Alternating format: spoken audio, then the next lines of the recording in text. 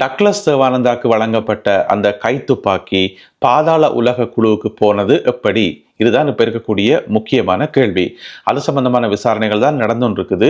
இதுக்கிடையில இன்றைக்கு ஞாயிற்றுக்கிழமை கொழும்புல இருந்து வர ஒரு ஆங்கில பத்திரிகையில ஒரு செய்தி ஒன்று போடப்பட்டிருக்கு. என்னன்னு சொன்னா, டக்ளஸ் தேவானந்தா கொடுத்த அந்த கைத்துப்பாக்கி இருக்குதானே, அந்த கைத்துப்பாக்கியை வச்சுக்கொண்டு பல கொலை சம்பவங்களுக்கு அது பயன்படுத்தப்பட்டது இந்த பாதாள உலக குழுவால. அதாவது மாக்கந்துரே மதுஸ் அவருடைய தலைமையில இயங்கின பாதாள உலக குழு இருக்குதானே, அவர்களால இந்த துப்பாக்கியை பயன்படுத்தி பல கொலைகள் செய்யப்பட்டதாம் என்று சொல்லி இந்த ஆங்கில பத்திரிகையில ஒரு செய்தி போடப்பட்டிருக்கிறது. எனவே அந்த கோணத்திலும் டக்ளஸ் தேவானந்தா மீது விசாரணைகள் இடம்பெற்றுக் கொண்டிருக்கு என்று சொல்லி சொல்லப்படுகிறது. இதுக்கிடையில டக்ளஸ் தேவானந்தாவை 72 மணி நேரம் தடுத்து வச்சு விசாரிக்கிறதுக்கான அனுமதியை பொதுமக்கள் பாதுகாப்பு அமைச்சு வழங்கி இருக்கிறது. இது நீதிமன்றத்தில் முற்படுத்தப்பட்டு நீதிமன்றம் வழங்கின அனுமதி இல்ல. இது பாதுகாப்பு அமைச்சால வழங்கப்பட்ட அனுமதி. என்னன்னு சொன்னா, குற்றப்புலனாய்வு பிரிவு இருக்குதானே, அவர்கள் அனுமதி எடுக்கணும் பாதுகாப்பு அமைச்சில. அப்ப பொதுமக்கள் பாதுகாப்பு அமைச்சர் ஆனந்த விஜயபாலட்ட சிஐடியினர் ஒரு வேண்டுகோளோடு வச்சார்களாம். என்னன்னு சொன்னா, 90 நாட்கள் இவரை நாங்கள் தடுத்து வைக்க போறோம். 90 நாட்கள் சொன்னா 3 மாதம் தடுத்து வச்சு விசாரிக்க போறோம், அதுக்கான அனுமதியை தாங்கன்னு சொல்லி. ஆனா பொதுமக்கள் பாதுகாப்பு அமைச்சர் அந்த அனுமதியை கொடுக்காமல் 3 நாட்களுக்கு மட்டும்தான் அனுமதியை கொடுத்திருக்காரு. 72 மணி நேரம் தான் கொடுத்திருக்கார். 72 மணி நேரம் வச்சு விசாரிச்சு போட்டு ஆளை நீதிமன்றத்தில் முற்படுத்துங்கோ, மிச்ச முடிவுகளை நீதிமன்றம் எடுக்கட்டும் என்று சொல்லி பொதுமக்கள் பாதுகாப்பு அமைச்சர் ஆனந்த விஜயபால சொல்லி இருக்கிறாராம். இதுக்கிடையில டக்ளஸ் தேவானந்தாக்கு அந்த கைத்துப்பாக்கியை கொடுத்தது யார் சொல்லுங்க பாப்போம்? ராணுவம் தானே, ஆர்மி தானே கொடுத்தது. அந்த கைத்துப்பாக்கியை மட்டும் கொடுக்காமல் அந்த சந்தர்ப்பத்தில், அதாவது 2001ஆம் ஆண்டுல இன்னும் சில துப்பாக்கிகளும் சேர்த்து கொடுக்கப்பட்டதாம். அதாவது T-56 வகை துப்பாக்கிகள் 13 துப்பாக்கிகளும், ரிவால்வர் வகை கைத்துப்பாக்கிகள் 6 துப்பாக்கிகளும் கொடுக்கப்பட்டதாம். அப்படி அந்த ஆயுதங்கள் ராணுவத்தால கொடுக்கக்குள்ள டக்ளஸ் தேவானந்தா கைப்பட எழுதி ஒரு வாக்குமூலம் ஒன்று கொடுத்துக்கார், ஒரு கடிதம் ஒன்று கொடுத்துக்கார். என்ன சொன்னா, இந்த ஆயுதங்களை நான் பெற்றுக்கொள்றேன், இன்னாராகிய நான் பெற்றுக்கொள்றேன், இதை தவறான செயல்களுக்கு நான் பயன்படுத்த மாட்டேன், சட்டவிரோதமான செயல்களுக்கு நான் பயன்படுத்த மாட்டேன் என்றதை உறுதிப்படுத்துகிறேன் என்று சொல்லி ஒரு கடிதம் எழுதி அந்த கடிதத்தை கொடுத்துக்கார் ஆமிக்கு. அந்த கடிதமும் இப்ப குற்றப்புலனாய்வு பிரிவினுடைய கைகளில் சிக்கியிருப்பதாக சொல்லப்படுகிறது. எனவே அந்த அடிப்படையிலும் விசாரணைகள் தொடர்ந்து இடம்பெற்றுக் கொண்டு வருவதாக சொல்லப்படுது. எனவே 72 மணி நேரம் முடிய டக்ளஸ் தேவானந்தா நீதிமன்றத்தில் முற்படுத்தப்படுவார் என்று சொல்லி சொல்லப்படுகிறது. மிச்ச முடிவுகளை நீதிமன்றம் எடுக்கும் என்று. அனைவருக்கும் 5 லட்சம் ரூபா என்று சொல்லி ஒரு புதிய திட்டத்தை அறிவித்திருக்கின்றார் பொதுமக்கள் பாதுகாப்பு அமைச்சர் ஆனந்த விஜயபால அவர்கள். நேற்று ஒரு பொது நிகழ்ச்சியில கலந்து கொண்டு உரையாற்றும் போதுதான் இந்த தகவல் அவர் சொல்லியிருக்கார். அதாவது பிரஜா சக்தி என்று சொல்லி ஒரு திட்டம் ஒன்று முன்னெடுக்கப்படுது தானே, அதனுடைய ஒரு நிகழ்வில் கலந்து கொண்டு உரையாற்றும் போது பொதுமக்கள் பாதுகாப்பு அமைச்சர் சொல்லியிருக்கார். என்னன்னு சொன்னா, இந்த டித்வா புயல்ல பாதிக்கப்பட்டாக்களுக்கு உங்களுக்கு தெரியும், ஏற்கனவே ஜனாதிபதி அனுரகுமார திசாநாயக்க அவர்களால் நிறைய நிவாரண தொகைகள் அறிவிக்கப்பட்டது. விதம் விதமான நிவாரண தொகைகள் அறிவிக்கப்பட்டது. ஆனா அந்த நிவாரண தொகைகளை உரிய ஆட்களுக்கு கொடுக்கறதுக்கு நிறைய காலம் செல்லும். ஏன்னு சொன்னா, அது சம்பந்தமான ஆய்வுகள் மேற்கொள்ளப்பட்டு விசாரணை எல்லாம் நடத்தி பாதிப்புகள் சேதம் எல்லாத்தையும் அளந்து எடுத்து தான் அந்த தொகை கொடுக்கப்படும். இப்ப சில பேருக்கு 25 லட்சம் ரூபாய், சில பேருக்கு 50 லட்சம் ரூபாய் என்று சொல்லி விதம் விதமான தொகைகள் அறிவிக்கப்பட்டதானே. அப்ப எல்லாருக்கும் தூக்கி 25 லட்சத்தை கொடுக்கலாமா? இல்ல.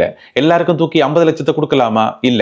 அப்ப அது சம்பந்தமான ஆய்வுகள் மேற்கொள்ளத்தானே வேணும். உண்மையான பாதிப்புகள் எவ்வளவு, என்னென்ன பாதிப்புன்னு சொல்லி அந்த கணக்கெல்லாம் எடுத்து ஆய்வெல்லாம் செய்து முடிக்கவே கிட்டத்தட்ட 1 வருஷம் ஆகும் என்று சொல்லி சொல்லப்படுது.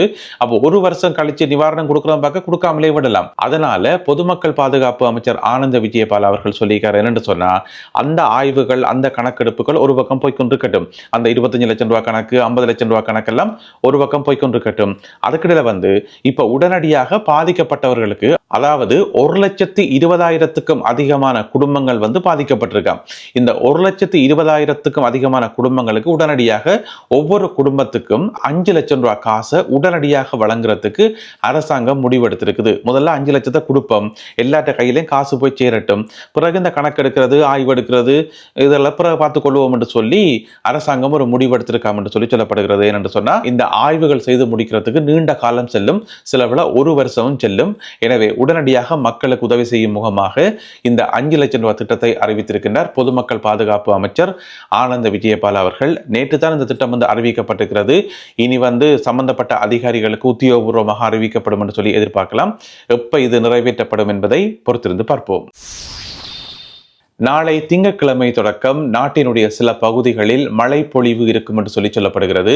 மிக முக்கியமாக வடமாகாணம், வடமத்திய மாகாணம், கிழக்கு மாகாணம், ஊவா மாகாணம் இந்த மாகாணங்கள்ல விட்டு விட்டு மழை பெய்யும் என்று சொல்லப்படுகிறது.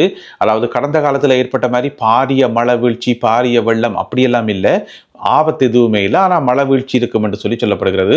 எப்படி இருந்த போதிலும் கூட மக்கள் விழிப்பாக இருக்கணும், பாதுகாப்பாக இருக்கணும் என்று சொல்லி அறிவிக்கப்பட்டிருக்கிறது. அது மட்டும் இல்லாமல் அந்த வெள்ளம் காரணமாக, மழை வீழ்ச்சி காரணமாக 4 நீர்த்தேக்கங்களுடைய வான்கதவுகள் திறக்கிறதுக்கான திட்டமும் தயாராக இருப்பதாக சொல்லப்படுது. ரெடியா பார்த்துருக்கிறோம். கொஞ்சம் வெள்ளம் பெற விட்டு உடனடியாக திறக்கப்படும் என்று சொல்லி எல்லாமே மத்திய மாகாணத்தில் இருக்கக்கூடிய நீர்த்தேக்கங்கள் தான். 4 முக்கியமான நீர்த்தேக்கங்களில் வான்கதவுகள் திறக்கப்படுவதற்கான ஏற்பாடுகள் எல்லாம் செய்யப்பட்டு தயாராக இருப்பதாக சொல்லப்படுகிறது. கிளிநொச்சியில் நீரில் மூழ்கி ஒருவர் உயிரிழந்திருக்கின்றார். இந்த சம்பவம் நேற்று சனிக்கிழமை மாலை வேளையில் இடம்பெற்றிருக்கிறது. அதாவது உங்களுக்கு தெரியும், பரந்தனையும் முல்லைத்தீவை இணைக்கின்ற அந்த பிரதான வீதி இருக்குத்தானே, A35 வீதி, அதுல ஒரு பாலம் இந்த வெள்ளத்தால உடைஞ்சு பிறகு இந்திய ராணுவம் அதுல ஒரு பாலம் எல்லாம் பொருத்தி இப்பதான் அந்த பாலம் திறந்து வைக்கப்பட்டது. அந்த பாலத்துல நடந்து போன ஒரு ஆள் தவறி கீழே விழுந்துக்கார். அந்த பாலத்துக்குள்ள தண்ணி ஓடிக்கொண்டு தானே ஆத்துல, அதுக்குள்ள தவறி விழுந்துக்கார். என்னன்னு சொன்னா, மாடு மேய்க்க போனவராம். அப்ப போன இடத்துல அந்த பாலத்துல தவறி கீழே விழுந்துக்கார். எப்படி விழுந்தாருன்னு தெரியல. சிலவளை எட்டி பார்த்தாரோ, புதுசா போட்டுக்க பாலம் எப்படி போட்டுக்காங்கன்னு சொல்லி எட்டி பார்த்தாரோ, இல்லை என்ன நடந்துன்னு தெரியல, தவறி கீழே விழுந்துட்டார். பிறகு அவரை காணலன்னு சொல்லி ஊர் மக்கள் எல்லாரும் ஒன்று கூடி தேடினது. பிறகு நேற்றிரவு ஒரு 8 மணி போல அவருடைய சடலம் மீட்கப்பட்டிருக்கிறது. எனவே இந்த உயிரிழப்பு சம்பந்தமான விசாரணைகள் ஆரம்பிக்கப்பட்டுள்ளன. கொழும்பு மாநகர சபையினுடைய வரவு செலவு திட்டம் மீண்டும் சமர்ப்பிக்கப்பட இருக்கின்றது. எப்போ என்று கேட்டீங்கன்னு சொன்னா, புதன்கிழமை, வார புதன்கிழமை 31ஆம் தேதி. உங்கள் எல்லாருக்குமே தெரியும், இந்த மாதம் 18ஆம் தேதி கொழும்பு மாநகர சபையினுடைய வரவு செலவு திட்டம் சமர்ப்பிக்கப்பட்டு அது தோற்கடிக்கப்பட்டது. 3 வாக்குகளால் தோற்கடிக்கப்பட்டது.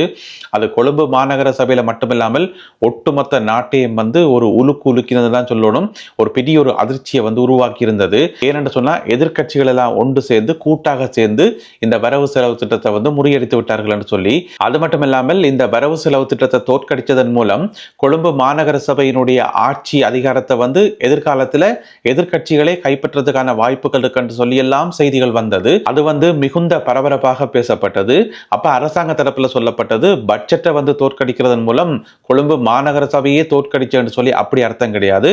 ஆட்சி எங்கட கையில தான் இருக்கும், உங்களால ஆட்சியெல்லாம் கைப்பற்ற முடியாது சொல்லி ஆளுந்தரப்பு சொன்னது. இப்படி ஆளுந்தரப்புக்கும் எதிர்த்தரப்புக்கும் இடையில மாறி மாறி கருத்து மோதல்கள் வந்தது.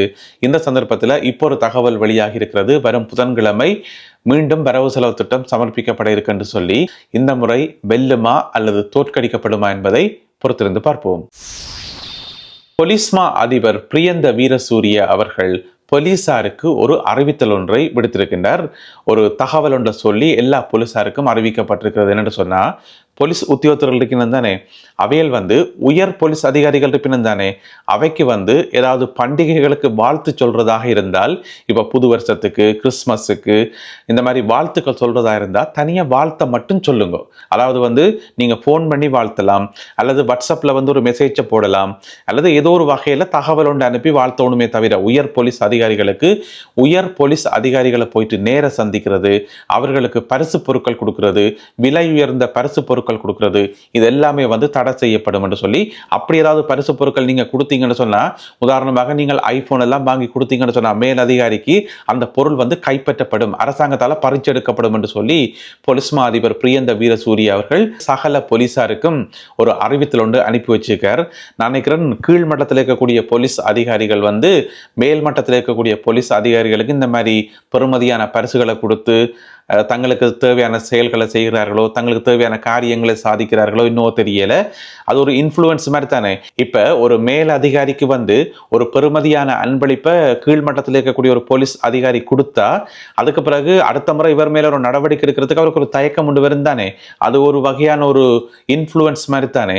எனவே இந்த மாதிரியான விஷயங்கள் எல்லாத்தையும் தவிர்க்கிறதுக்கு, இப்ப பொதுமக்கள் ஒரு ஆளுக்கு ஒரு ஆள் பரிசு பொருட்களை கொடுக்கலாம், அது வேற சப்ஜெக்ட். ஆனா போலீசார் அப்படியெல்லாம் கொடுக்கலான்னு சொல்லி போலீஸ்மா அதிபர் பிரியந்த வீரசூரிய அவர்கள் சகல போலீசாருக்கும் அறிவுறுத்தல் வழங்கியுள்ளாராம். நல்லது அன்பான உறவுகளே, இத்துடன் இன்றைய செய்திகளும் தகவல்களும் நிறைவு பெறுகின்றன. இந்த காணொலியில் பகிர்ந்து கொள்ளப்பட்ட செய்திகள் தொடர்பான உங்களுடைய கருத்துக்களை மறக்காமல் கீழே எழுதுங்கள். மீண்டும் சந்திப்போம் உறவுகளே. நன்றி, வணக்கம்.